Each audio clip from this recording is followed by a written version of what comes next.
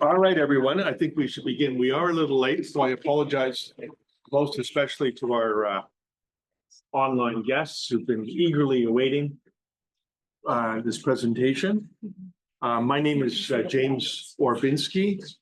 I am the director of the Dahdaleh Institute for Global Health Research. I'll just wait till everybody's here. Okay. We have one of Canada's truly most significant researchers in artificial intelligence and disease modeling, and one of Africa's leaders in artificial intelligence and disease modeling, Dr. Jude Kong, who has, I have to say, become a very dear friend over some years, and who I am just thrilled to invite here and to have here today as our guest speaker. Before I tell you a little bit more about Jude, I would just like to begin, as we always do, with a land acknowledgement. This is a hybrid event, and so for those people who are online, I just urge you to think about and to acknowledge the physical land that you are on. So today, I and we are physically here on the York University campus in Toronto. And York University is situated on the traditional territorial area known as Takaranto. And we acknowledge its current treaty holders, who are the Mississaugas of the Credit First Nation. We also acknowledge that this is the traditional territory of many Indigenous nations, including the Anishinaabe Nation, the Haudenosaunee Confederacy, the Huron-Wendat, and of course the Métis. And this territory is subject to what is called the Dish with One Spoon Wampum Belt Covenant. And this is an agreement to peaceably share and care for the Great Lakes region territory that we are physically on. And so with that acknowledgement, I'd like to just take a minute and tell you a little bit about Jude. Jude is going to speak today on artificial intelligence for pandemic and epidemic preparedness. And he's going to describe it as a model for decolonizing artificial intelligence capacity in global health for pandemic preparedness and response. Now, Jude is an assistant professor at the University of Toronto, Dahdaleh School of Public Health, and also in the Department of Mathematics at the University of Toronto. He is director of several major initiatives, the Artificial Intelligence and Mathematical Modeling Lab at the University of Toronto, the Africa-Canada Artificial Intelligence Data Innovation Consortium, and the Global South Artificial Intelligence for Pandemic and Epidemic Preparedness Consortium. He also sits on many advisory boards and councils, most of which are associated with the United Nations, as the United Nations is attempting to catch up to the reality of artificial intelligence and is attempting to create a framework that is equitable, fair, and just in the application of artificial intelligence, and is attempting to create an appropriate normative and regulatory framework for artificial intelligence applications globally. Jude plays a very important role in each of those particular consultative bodies. But Jude's greatest asset and his primary skill is that he is a brilliant mathematician. He did his first degree, a Bachelor of Science at University of Cameroon in mathematics. He did a master's, I believe, of engineering? Mathematical engineering. Yeah. Mathematical engineering, that's right. At the University of Hamburg, and he did his PhD in mathematics at the University of Alberta here in Canada. He has four kind of areas of focus and one which he's going to talk a lot about today. And these are all related. They're not actually separate, but we need a nomenclature to kind of understand things. Artificial intelligence, data science, mathematical modeling, and mathematical education.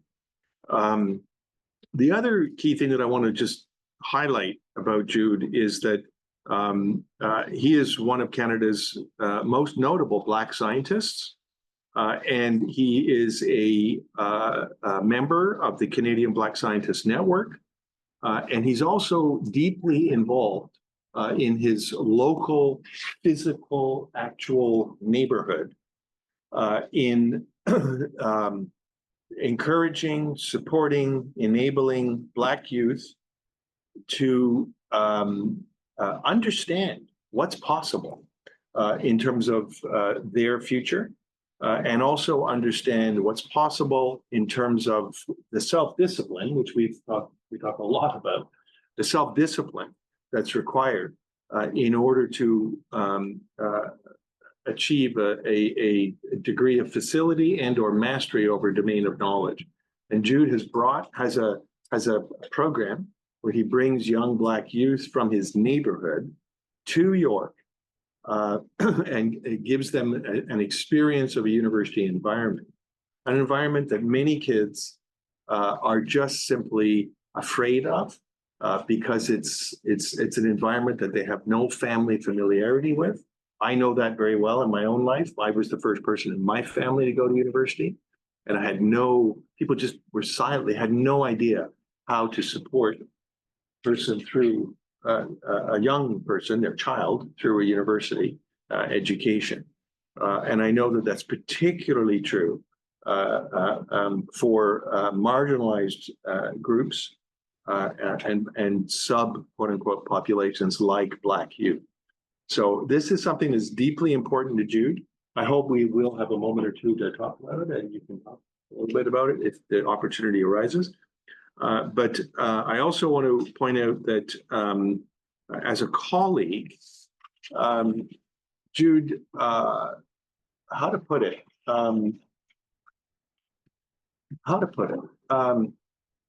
Jude recognizes that research and education, not only of students, but of each other as colleagues, but also of students, that this is a team sport, right? That it's, there are, as I've said to many, in order to be a superstar, you have to make those around you stars. Jude understands that. And always works with his students, with other faculty, not only in his home university, but internationally, to help others become stars, right? And that's what makes him a superstar in my mind. And so with that, I'm going to ask Jude to tell us about AI4PEP. Thank you so much, James. I want to say one thing. I didn't give James my CV. And it's not just a friend. You don't know your friend the way he knows me. It's because James made me the product of James. So when I started my position, I had a passion, which is always a passion for the type of community I grew up in, a passion for the type of kids that we lost. But you always need someone to hold your hand and show you those doors. I was just lost in the midst, not knowing where to go. But just from nowhere, got up when I just joined York and opened doors for me. And that's when we started, when the pandemic started. We moved to Africa. People were meeting here trying to build models when there was lockdown to advise the government. James helped me, and we had worked with government. We put a team in the continent, work with government in 10 African countries, building solutions for them, making data actionable for communities. Moving from there, thanks to the success of that work, it's still the very James who mentored me and led us to scale that from Africa to the entire global south. And so I'll be sharing with you what I would say I owe it to you. And so thank you so much. I just want to say this because he gave an introduction and you would have thought that he's reading from somewhere. No, I didn't give him any bio. He was just saying it because he made me. So he knows exactly what I do because I'm a product of what he designed. So thank you so much, James. Sure. I'll be sharing with you our framework, our model, which I consider to be a model for decolonizing AI, in particular for pandemic and epidemic preparedness in the global south.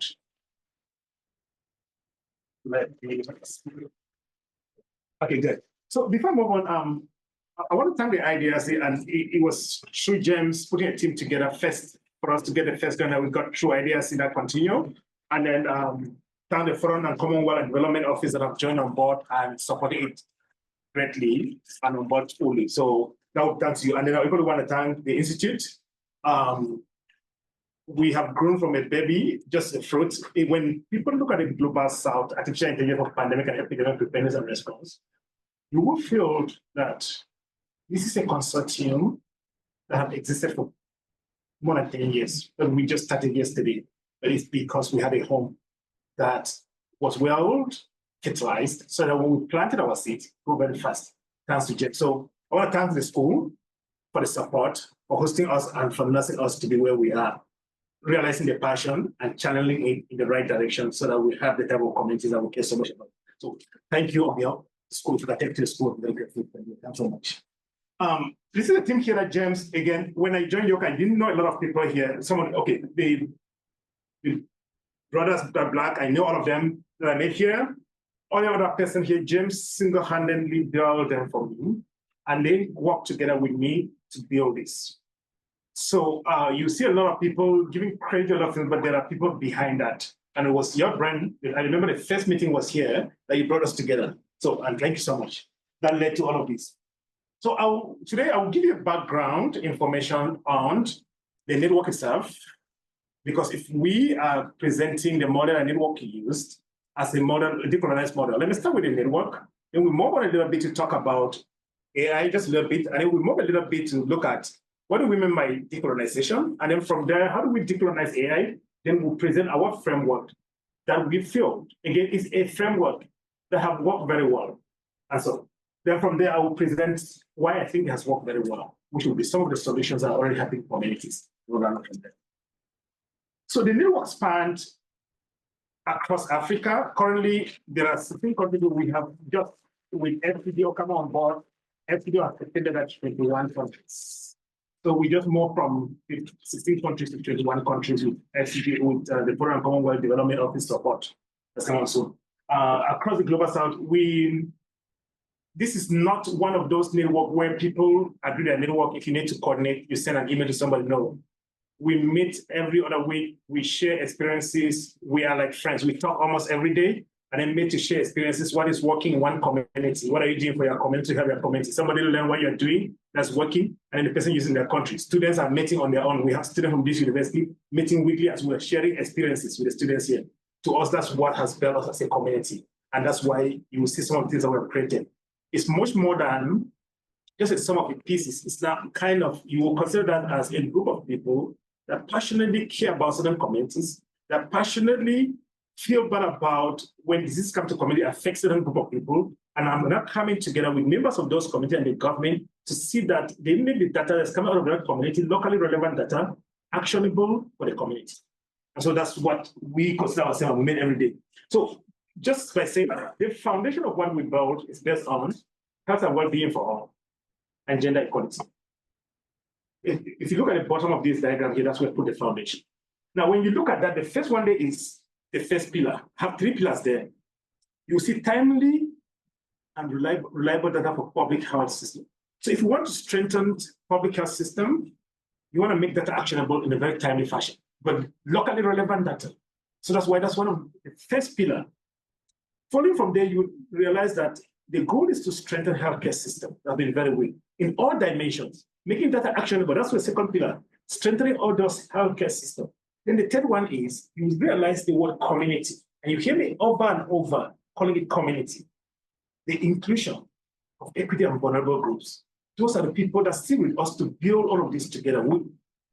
You may ask, why are we in few countries? If there is no community involved, if there's no government buy-in, we do not.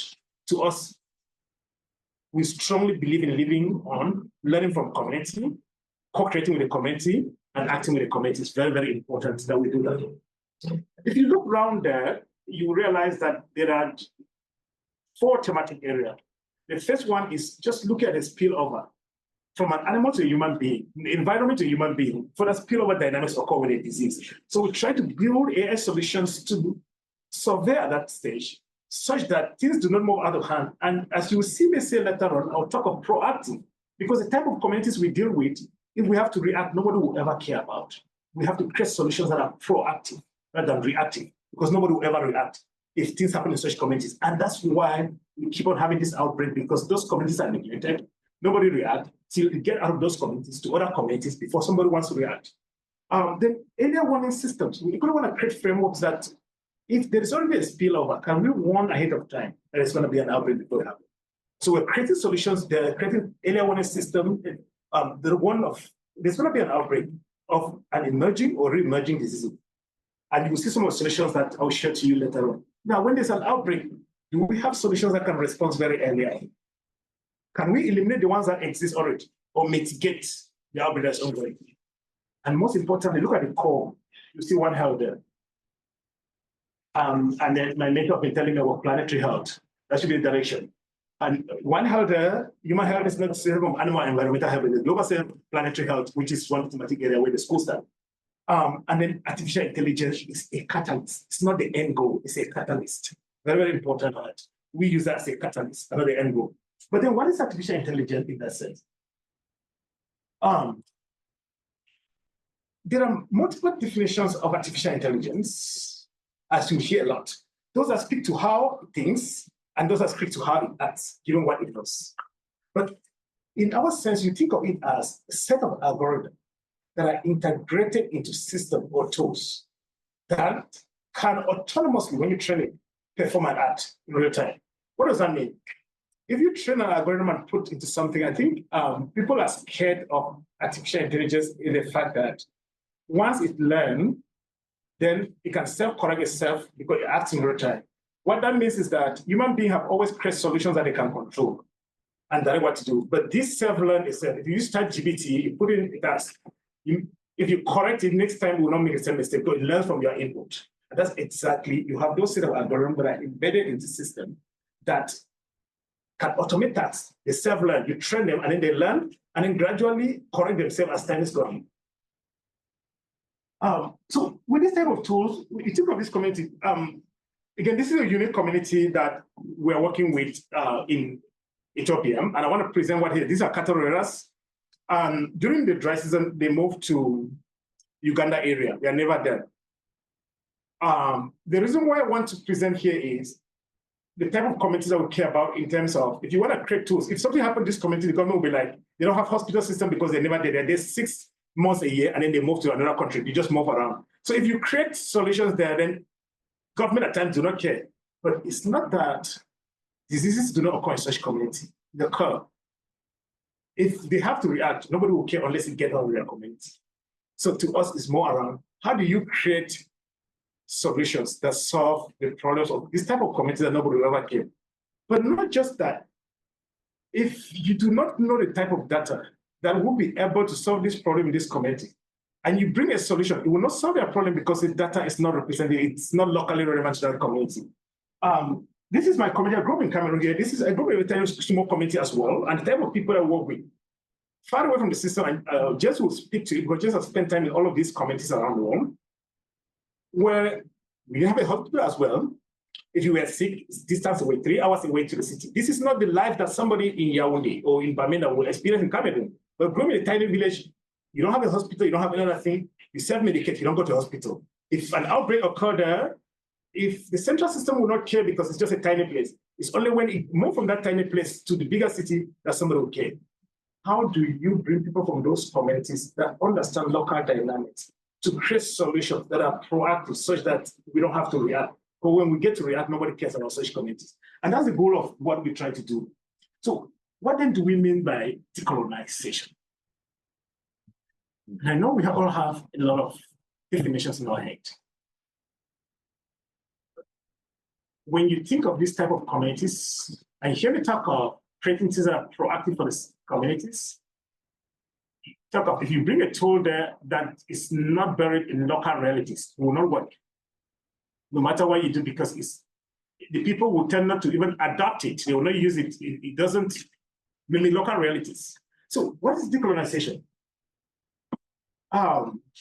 This is a multifaceted and complex process, but it's a way that you want to dismantle the colonial structures and ideas and the systems that were imposed by the colonial masters in indigenous communities and countries around the world. How do you dismantle those structures? These are things that include the social, political, economic, and cultural lives of people. Again, why am I bringing decolonization? For me to present a framework as a decolonial framework, let's understand what that means. If you want to create a framework, if you get out there and you start working for WHO and you're creating a framework for WHO, you want it to be decolonial. What is decolonial? How do you kind of localize that? So for us to be able to understand it clearly, given the multifaceted and the fact that it's a very complex structure, we need to look at the historical evolution. We need to look at some of the theories, study some of the theories that people have put in place for decolonization. History of play. We equally need to look at the ongoing implications. The theories that I'm talking about here, we're looking at started emerging right in the 20th century, at the beginning of the 20th century. Then after the Second World War, a lot of movement. Then starting with India, around 1947, then other African countries came in. Again, this is decolonization of trying to dismantle the colonial structure. But the question will be, were those structures dismantled? And that's when you start looking at the theories that people have put in, you'll be able to coin a way to say, if we can learn from history to ensure that the AI solutions that we are creating are not colonial in nature, are decolonized, then we need to be able to understand what colonization did. We need to be able to decolonize or look at the way by which the other colonization can be decolonized for us to build solutions. Else we end up in a situation where communities end up being colonized again, instead of being decolonized. So let's look at the theories that were put in place. The first theory was the Pannonian theory that France put in place, which look at the psychology and the cultural essential dimension of decolonization. To him, he argued that in order to liberate the people, you need to liberate the mind. Start with the mind. And the construction of new independent identities. So you need them to redefine themselves. You need to define who you are. Somebody has always told me, if you don't define yourself, then you allow someone to define you. You need to give yourself a name. You define yourself. If you feel the name that was given to you is not your name, you really come up with your own name. And then following from that, there were other theories that emerged on maybe in the middle of the 20th century, led by, there was a theory by Edward Said, there's one by Bahar, and a whole lot of other writers that have put the pictures there from the 20th century started looking at the power dynamics, the epidemiological implications of colonization, and trying to question all of them, come up with theories that question all of those. The most important one that affects Africa is to look at the indigenous theory, which, if you think of that, is the experiences, the struggles of indigenous community. How do you want to ensure, again, you're not looking at one indigenous community, you're looking around the world to decipher that and ensure that you dismantle that from each indigenous community. How can you be able to handle that across the entire world or in each indigenous community? It's a very huge problem. Again, well, I want you to reflect on this. You may come up with other ways. There are a lot of theories that exist moving towards that, but think deeply in line with, if you were to think of something that you want to be able to name yourself, remove yourself from that mindset and create an independent mind, how do you do that? What type of theory can you put in place? Again, learning from theories like this that look at the traditional way are ways to be able to build and move forward. A lot of frameworks have been put on for decolonizing AI. Again, I just feel the definition of decolonization. And those were mainly focused on historical colonization. Now it's on decolonizing AI. How do we decolonize AI? Tell me, what do you think is the best way to decolonize AI, given what you know about decolonization? What do you think is the best way to decolonize AI? Yes, please. To ensure that the data being fed into the systems, like represent an equitable, I guess, like data set of everybody. It's locally relevant. How do you get locally relevant data? From the people co-designing with them. How do you know the data is locally relevant? By engaging in stakeholder engagement and, Exactly. focus discussions. Exactly. Having everyone on the table so that they have feedback. Yes, go on. Yeah, that's what I'm saying. Nice and loud so everybody can hear you. Yeah, so it's the involvement of the local population who are actually segregated from the mainstream development of the policies. Even the policies are there, but sometimes they are not actually, the policymakers and the local government is not accountable to the communities. But the community's opinion, involvement in the committees, as well as the local committees that they have to be involved in the policy and policy process. At the same time, opinion about their own needs, a need assessment of the local populations, where they think that will, at the end of the day, will be desirable and well-being of the community. That needs to be focused a lot, because sometimes the policymakers and the government, they sit on the table and they design the policies, which is not actually actionable and which is not actually implemented in a proper way to bring the desired development for them. So the local people's voice, the local people's organization, and the local people's capacity building process to involve in the decision-making process will be valuable. You just said it all. The issue, I love this. If you are creating a solution and you sit in your office here at York University, and you create it, and then you go to your community and say, this is your problem and this is a solution. Good luck. It will not, in the end of stigmatizing those communities. But if you move, like you already said, you involve the community engagement, you co-create with the community. They are there putting inputs, seeing whether it represents whatever we're trying to solve in our community. The problem is not your problem, it's their problem. They bring it to you. Once you co-create with them, you get different feedback. You know whether the data is really what they expect. Once you have the output, they look at the output and see whether it's really solving the problems that they have in their community. Then they will adopt it in the first place. Otherwise, it gets to a point where they are forced to use it because an issue, something happened, and it doesn't even work because it may not represent them. It may end up stigmatizing them instead. So what else? How can we decolonize AI? Yep. I think the process of colonization is rather destructive. It destroys culture, it destroys different thinking. So decolonization is also a way of healing and allowing these underrepresented communities to have autonomy in deciding and self-determining the solutions that are relevant.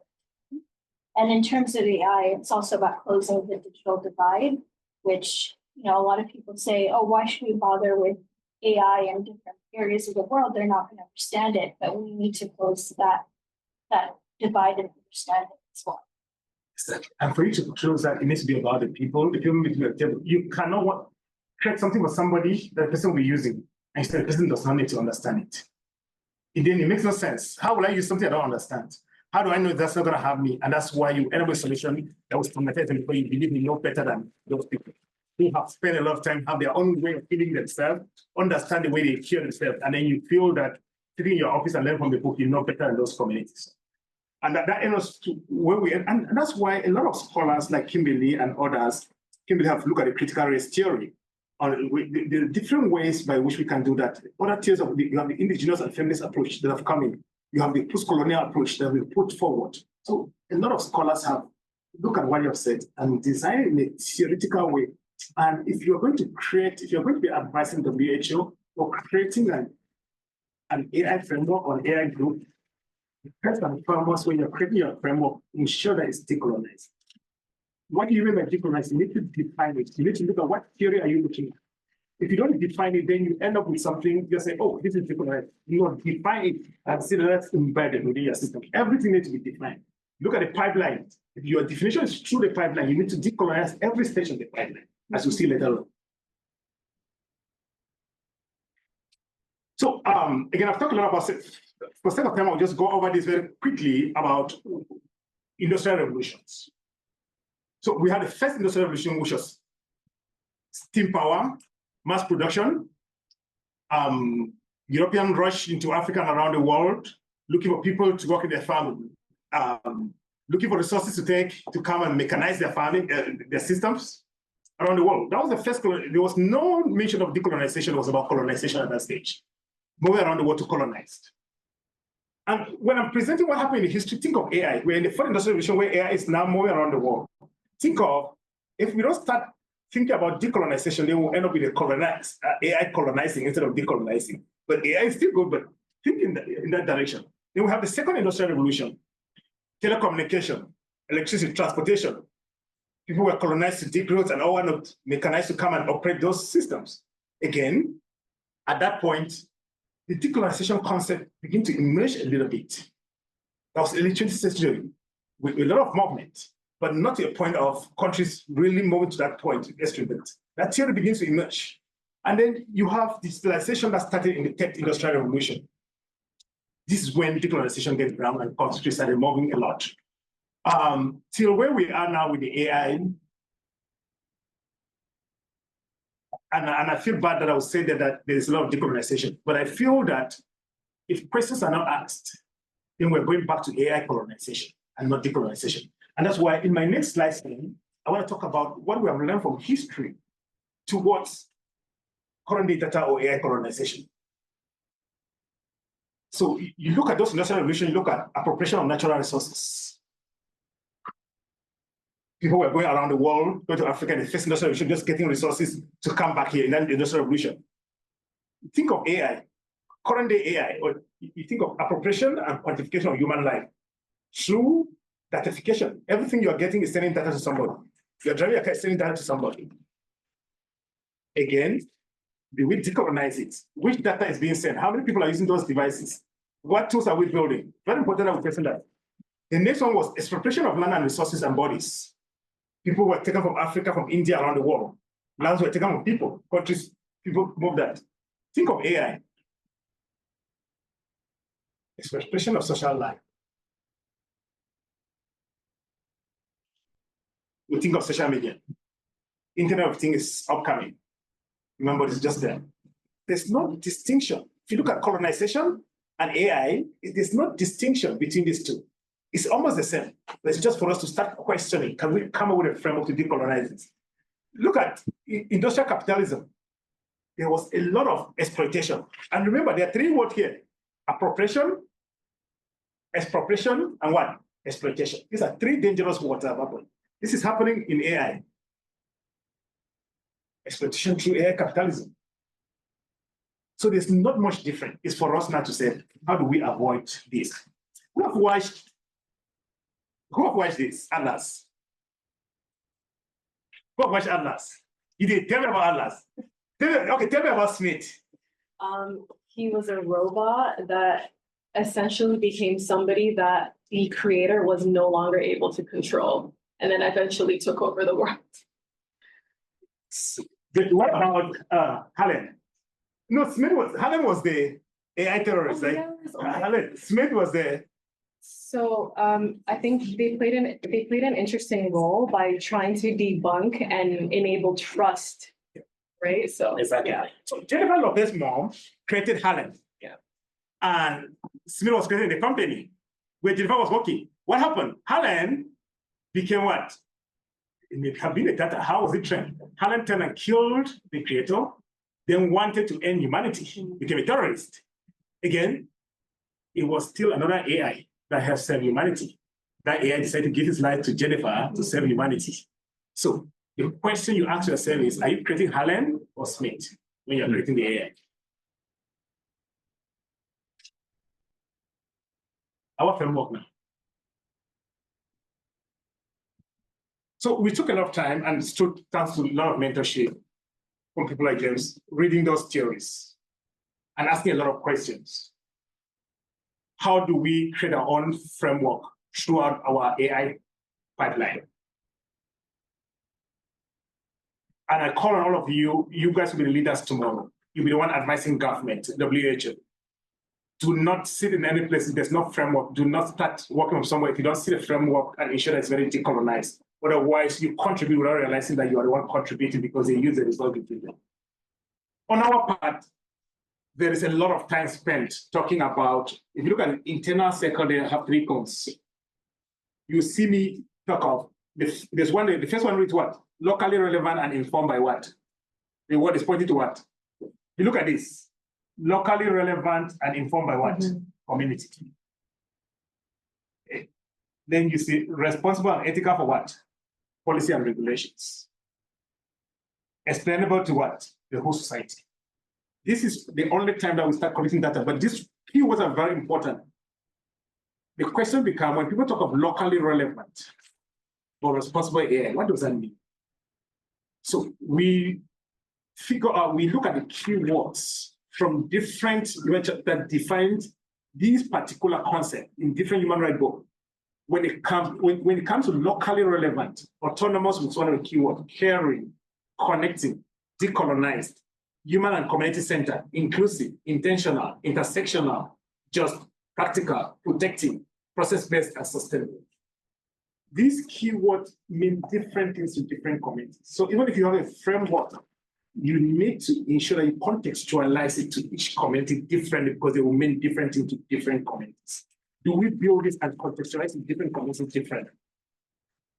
If you think of explainable, equitable, fair, interpretable, reliable, reproducible, transparent, trustworthy, unbiased, how do you define all of these? And can you sit with that committee and look at what that means in the local setting and integrate that in every stage of the AI pipeline? Responsible, accountable. When people say responsible AI, what does that mean? Can you contextualize this to the local context?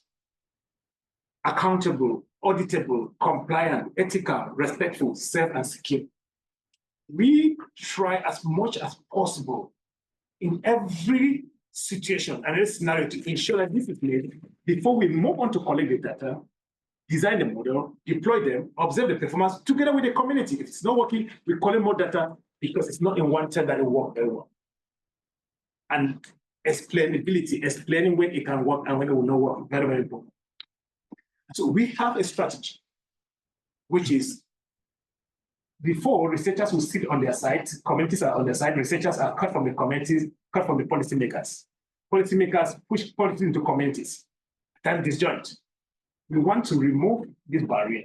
We want to remove this, and that's what we're doing. We sit with the communities, we sit with the government. No longer computer scientists, mathematicians, public health working in silos. No, social scientists are on the table with us. Public health. You do not solve a problem in a community that's complex by bringing one discipline. It's a very multidisciplinary problem that needs to solve by everyone, and not just academicians, intersectoral. And that's what we try to do. Once you bring them, then you look at your own framework. So we use an intersectional, feminist, and decolonial framework that have presented what we define at every stage to move there. So you now define a framework, and that's what we use them. So at every stage of the AI pipeline, I want to just run through through data collection, data cleaning and preparation, model design and training, model evaluation and validation, automation of the process and maintenance to registering the model. We ensure that we do this at every stage of the way. So how do you systematically decolonize throughout the pipeline? Just quickly go over these. For sake of time, so we have a chat, but I will be stopping slowly and so that we can chat. If you have questions, just raise it so that we don't run out of time. When you are collecting the data, you need to look at the demographic because you want to think of how do I capture the inclusiveness, the equity, the fairness, the unbiased, the just, compliance, and caring within my data pipeline. At the collecting stage, you start looking at the demographic of the groups, the age groups, the gender, the racial groups. You need to ensure that you ask questions about the different groups that are supposed to be represented, sitting on the table. They need to be there. You cannot build a tool about people that are not on the table.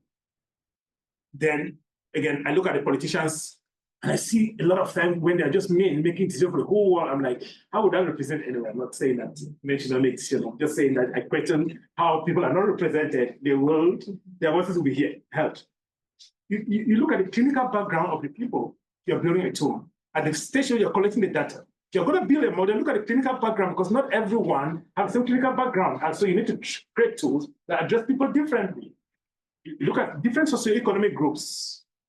At the collection of data, ensure that that is present within your data, and that will remove the bias on the data. That will ensure compliance, justice, equity. Then when you move on towards trying to ensure that you meet the accuracy, you meet the reliability, how do you ensure that you you do this when you're still collecting the data. You treat missing values. The way you treat missing value, I typically teach a data science course. I typically tell students that the most important part of the data after asking the question is ensuring that you clean the data. Building a model is not a problem. Cleaning the data, ensuring the data is accurate is where the problem is. Data is a problem. How do you treat your missing data? Do you just delete it or impede it? You know, people say, oh, I just impede it. Why did you impede? So you're creating fake data and putting it. How did you know that's a representative data? It's very, very important the way you handle missing data. Very, very important. How do you deal with your outliers? Do you just keep the outliers? How do you handle your outliers in your data? Looking at those missing data, duplicated data or may not be duplicated, whatever you deal with it, is very, very important to handle it in a very way. Do you hand label your data? Most of the time when you have label data, people use algorithm online, AI algorithm to label data. Do you hand label your data? So labeling will be, I have my data, I want to be able to know what each sentence means, then people will create another algorithm to help them. Do you hand label it to ensure that you are reading it yourself and hand labeling it before you train the model? Or did you just pick data from somewhere that has been hand labeled? Would that be representative? Would that solve this issue? There's so much here, just for the sake of time, I'm just going to rush a little bit over all of these considerations that you need to consider. Hyperparameter optimization. Do you ensure that you just pick parameter randomly or you pick your optimal parameters to ensure accuracy, reliability, robustness? So all of these I'm presenting here is how we try to ensure that we decolonize every stage of the AI pipeline by asking these things as we move on. Evaluating different units of the model, taking into account multi-model. How do you take into account that data? How do you evaluate different units? Evaluating model with different demography, socioeconomic groups, clinical groups. How do you handle that? All of these need to be addressed before you are able to ensure that your model is accountable, is fair, is unbiased, is trust.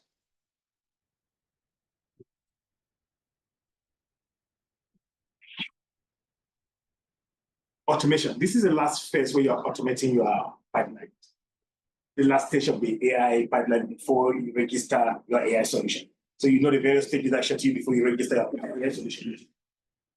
Do you ensure that you continuously train your model with time rather than just say, oh, how the model is working, I'm done. Do you ensure that you continue to feed the data to train it with real time, to update with real time? Do you document every component on how every part of the model was done so that people should see it and criticize it if there's something for you to feed?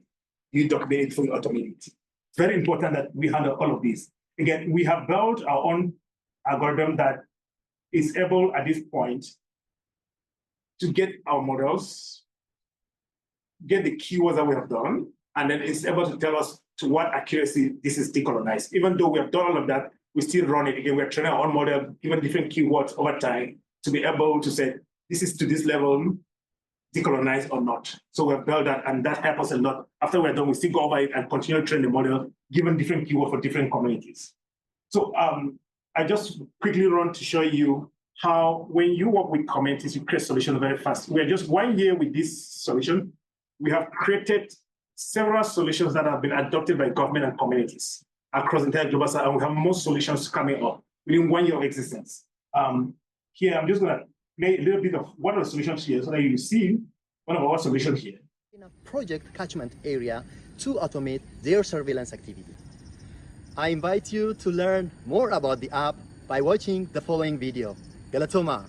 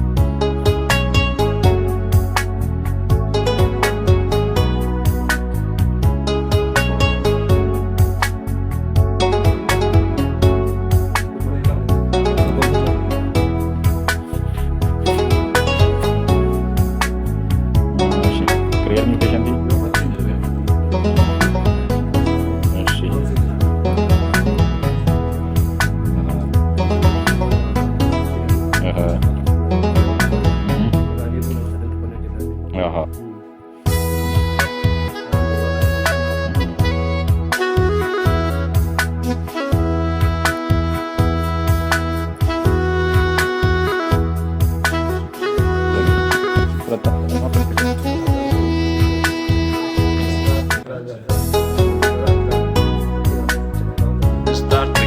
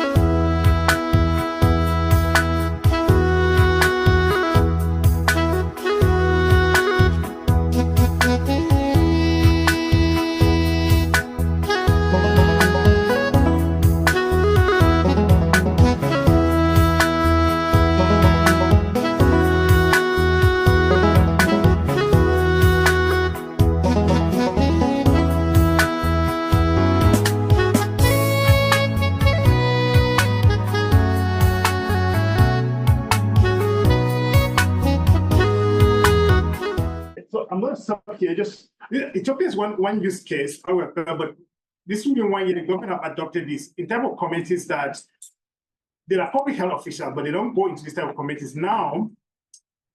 In order to distinguish acute paralysis from the typical one, you don't typically know it unless, because people don't know unless somebody becomes handicapped. But earlier on now, by just taking that image in a small community, a community health officer, our sample, our model will be able to say, with this chance, then with this, just take the image in your house, you send it, the government now have access to that data. Then somebody is being sent to your location immediately when you take that image. And then that person addressed the issue earlier on. So we believe that this is going to reduce the number of people that are paralyzed within these communities. There are a lot of these, but for the sake of time, I'm not going to go through a lot of the solutions that were built. There's air quality that were built in South Africa. It's a tool that the Brazilian government just picked, which is you get any news, if it is fake news, you put it there, it's able to detect what percentage that's fake news. It's being used now in Brazil. In Ghana, we have here a tool that's counting mosquitoes and predicting for the government to be using. In Peru, we have a cough monitoring tool here. In Philippines, we have telehealth for indigenous community and so on. So I want to thank everyone. And then again, I want to emphasize that if you're building a solution for communities, it's very, very important that throughout the pipeline, you have the communities involved, you collect locally relevant data, and you create your own framework from the onset as you move through the entire process. For the sake of time, I'm just going to stop here so that we have a conversation about this. Thank you so much. That was great, Jude. Thank you. So, and not one math equation, right?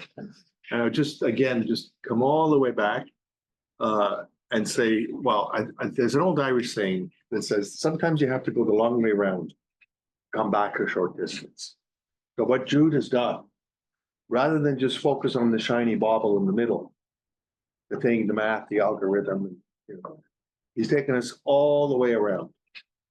We've taken a long way around to come back to a short distance where we have to now, after having understood not just the technology or the idea of the technology, understood the context in which the technology is being placed and used, we now have to come, at some point we will, maybe not today, but we have to actually come to a meaningful, I won't necessarily say truly deep, but a meaningful understanding of the actual technology. You've given a perfect example, Jude, of what a very dear friend of mine and very famous technology philosopher would say. Her name was Ursula Franklin. I've mentioned her to you previously.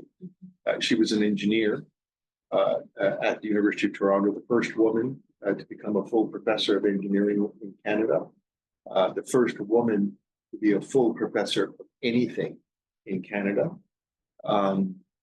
She was a Holocaust survivor. She lost all of her family in the Holocaust. She was a Jew, but left Judaism to become a Quaker because she believed, understanding the context in which the Holocaust occurred, she believed that the most important thing that she could do with her life was to work work aggressively toward a non-violent approach to human governance. And that's what she did with most of her life. And part of that journey, and remember, she was a world famous engineer and physicist. Part of that journey, and this is who you are becoming, part of that journey was her very clear understanding that technology, whether it's AI or metallurgic technologies for changing metals, which was her area of expertise. She understood that technology is created by us, but also shapes us, and we shape it, right? So there is an ongoing iterative relationship. And technology is not simply about a machine that goes ping, in the night, or in the intensive care unit. It's not simply about a device. It's not simply about an apparently rudimentary device, right? Because that's a very, at least in our contemporary context, a fairly good example of a rudimentary device. She defined technology. Remember, she was a physicist, and a world famous physicist, and metallurgist and engineer. She defined technology very simply. Yeah, 6 words, 7 words. She defined technology as the way we do things around here. Okay, the way we do things around here. It's not simply a tool, or it is a way of doing things around here. So how we use a tool, how and where we locate that tool around here, local, actual, right? The way we, not the way the boss or the way the company or the corporation or whatever, the way we do things around here. That is technology. And technology is both a thing, it can be a thing, but more importantly, a technology is a way of doing things. That is technology. Right? It's the culture that we create in approaching a particular question. So what Jude, I think, has done absolutely brilliant, has given us a perfect example.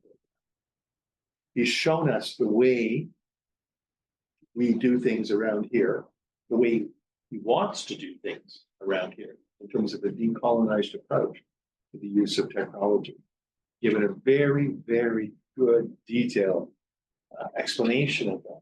And then come around the long way around and come back a short distance to the actual algorithm.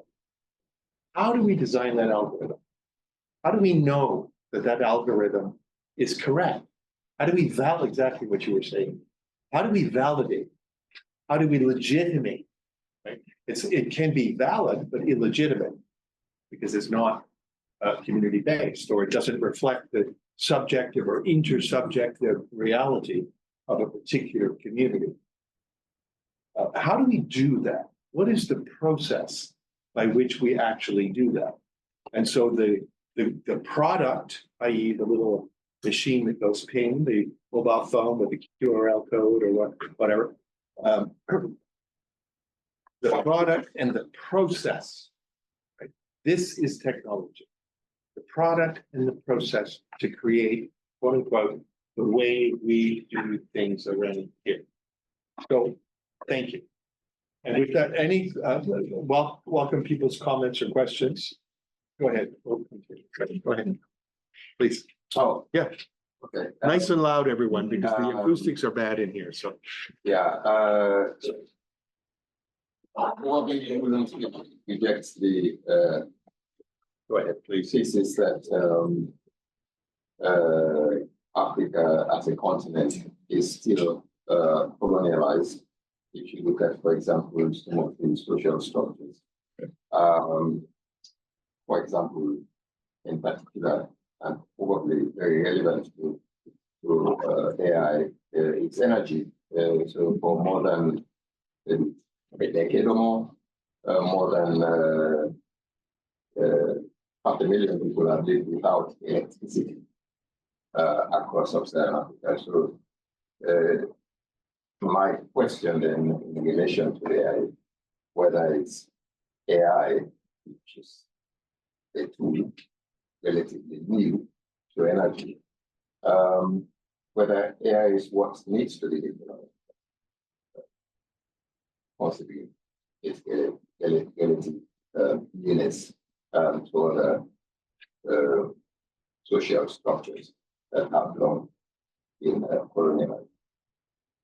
Thank you. That's a very good question. Is AI, do we have to decolonize the continent first or AI first before the continent? I like that. So I tend to focus on policy and leave politics to politicians at some point.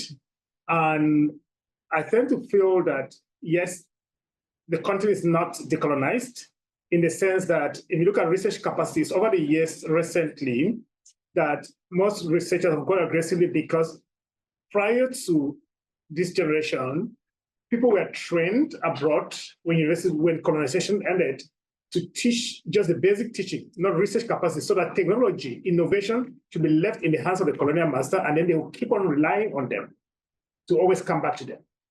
Now, if you use a very decolonial approach, you create that community and you empower people, then you gradually start removing that mindset of things, technology relying on your colonial masters to create it.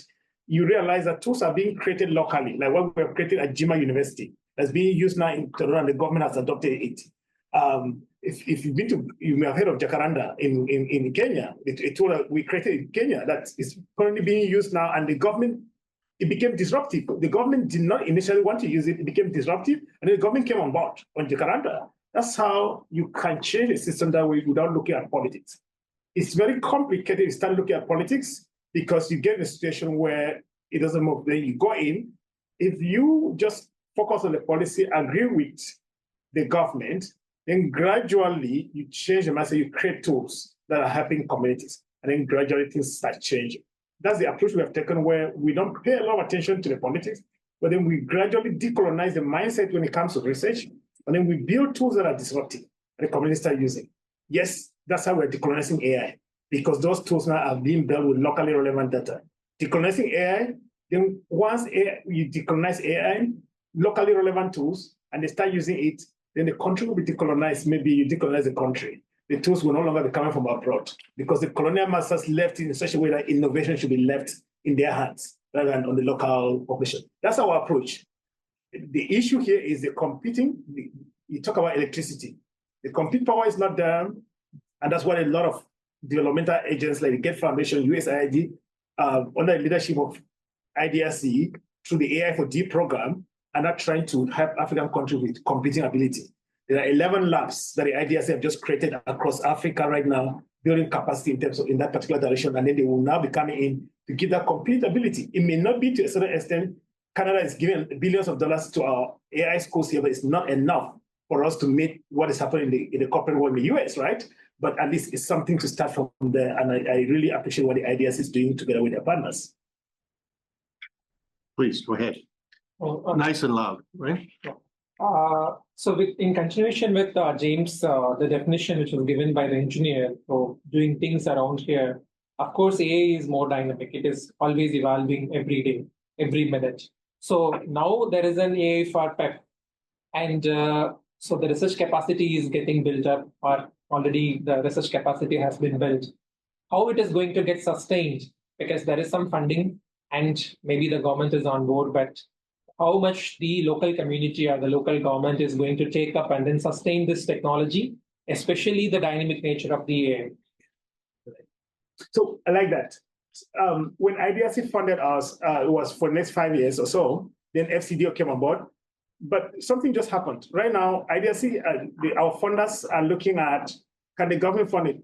Immediately as we created this tool in Ethiopia, in the Oromo region, the government of Ethiopia came on board and said, we're going to expand this with our own money to other part of the country. And then we can scale this to other diseases. That to me was very powerful. I'm not saying this is going to happen in our country. In South Africa, it's the same. I'm not saying this may happen in other countries, but the hope is that once they become very disruptive, like what we just did in Ethiopia within 1 year, and the government has come on board and said, once the government take it and put their money, they'll continue. Once they decide to do it, if they don't do it, then you need to find a way around it. So our hope on sustainability is the government that is working with us buy in and continue funding it, like what just happened in Ethiopia. The other countries, we have not gotten the government to put in their own money. We still rely on funders, but this just happened in Ethiopia, and the government will fund it now continuously. Our engineers now, the team working with us at Jima University will take over this funded by the government. Go ahead. I had a question about the project. I was wondering if you had done a comparison between sort of colonized, what exists as what we know as AI versus the framework or the locally relevant data injected into the model, and done a comparison between the two to see how it affects the AI processing yet, or if that was in your plans. So you are saying we try a situation where data is not locally relevant, yeah, and then we compare with local relevant data and then compare. Yeah. There's a lot of work that we have not done that, but there's a lot of work. So there's this image data online. I think our team at Ethiopia has done this image data online that initially did not have African data or so. And when people pre-train their model through that, and then train another model through that image data that exists. So because it didn't have all images around the world, because this was somebody collecting images from a particular neighborhood, yeah, and then put it online, and people treated it. It was not a representative of Africa when you use those images. People have complained, activists have acted. Now, you look at those images, you find African images there, but they were not there before. Yeah. So it was not working. So people have documented where they use data is not locally relevant and things are mismatched. So that has happened a lot. But in our case, because we had to deliver, so most of the time we just focus on collecting that data and then just building. But it's very important to compare our results with the results that is coming from. And I think that's something we'll be doing subsequently to be able to show the importance of that locally relevant data. Yeah. Go ahead. Just two questions. First one is, how does this, looking at it, which how conceptually, how is it do they differ from the idea of telemedicine beginning? And the first question is going back to the definition of colonialization and knowing the origins of this tool, AI, and paying attention, of course, to the emphasis that you're talking about in ensuring that the data that is fed into the tool is locally relevant. In consideration of all this, is AI, how is it that AI cannot be imagined as something that was an idea that was important, and therefore, when you reflect on the fact that colonialized thinking is an import, how does it distinguish from these earlier ideas about colonialization?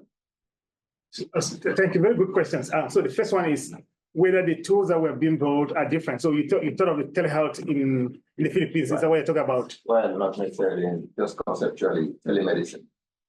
So no, we have built telemedicine in the Philippines. And what is very important, relevant in that is that show that we have gotten data that's not present in the former system. And then we're not training models for mental health building tools for the indigenous community. Because it was through that telehealth that we got that locally relevant data. Yeah. So that has been really, the telehealth has been very, very helpful in the Philippines. So we only run a telehealth in the Philippines within our projects. Now, if we come back to the continent and what is being used in the AI that's being brought to the continent right now, well, if you bring the solution that's trained with data abroad, most AI solutions in the continent are from abroad. So they will not be locally relevant. But the idea right now is building this capacity, building this tool locally, such that instead of colonizing, because right now I can say we have AI colonialism, but can we prevent that AI colonialism? We counteract that by building tools with indigenous communities, with communities across Africa, such that the tools are locally relevant, rather than if you don't. And it's a very difficult task. I will admit that, but we cannot just sit and fold our arms and say it's difficult or we don't have compete capacity. We cannot outcompete the corporate world. They will come. No, we need to fight in that direction. And as James mentioned about the UN, then fight on the regulation part to ensure that things are regulated. And I know that at the end, it will be about business.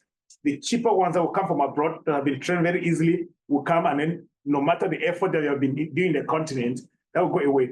But the idea would be if you have created tools that the community is adopting and they see a change in their life, but it is the other one, they will see a problem there. And so much more, what will be done at that point will be for the government now to put a lot of money such that they speed this up and ensure that it competes with the ones coming from abroad. That's our hope. Well, that's great. Go ahead, Yeah, Robert, the last question. Yes, thank you. Just a very quick one. So it seems to me that decolonizing AI will start with decolonizing the data collection process. And so I just would like your insight on how to mainstream decolonizing the data collection process. The way you described getting feedback from the community, making sure that they are involved. And I think that you know, at the community level is, it could be related to what government does, but could also be separate, especially in some rural or remote communities where there might not be strong government presence as in the pictures that you showed. Yes. So when you decolonize AI, you need to decolonize. AI is a solution, and there are multiple pipelines, starting from asking the question that needs to be decolonized. And if you look at the keyword, the tenets that I used, I tried to look at every stage of the pipeline, from asking the question to collecting the data to cleaning the data. You need to decolonize at that stage. So meaning that asking the question should not be coming from you, it should be issues of the community. Ask in a way that the variables, the features that will be collected will be relevant to that particular community. So if that question, those questions are asked in the right way, the right features identified with the communities, then you get to a point.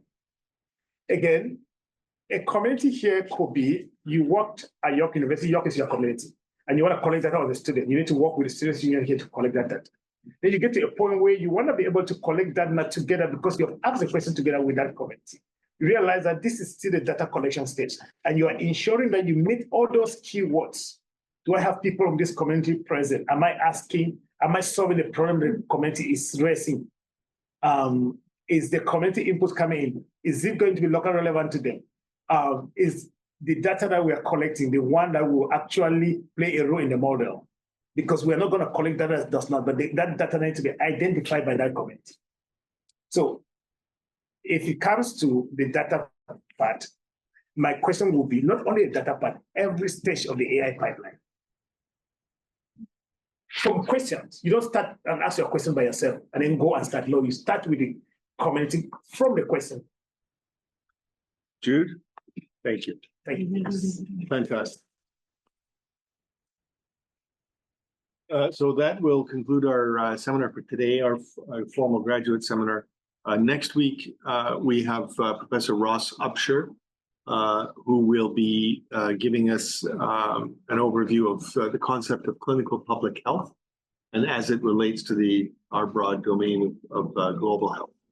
So everyone is welcome to attend that graduate level seminar, and look forward to it.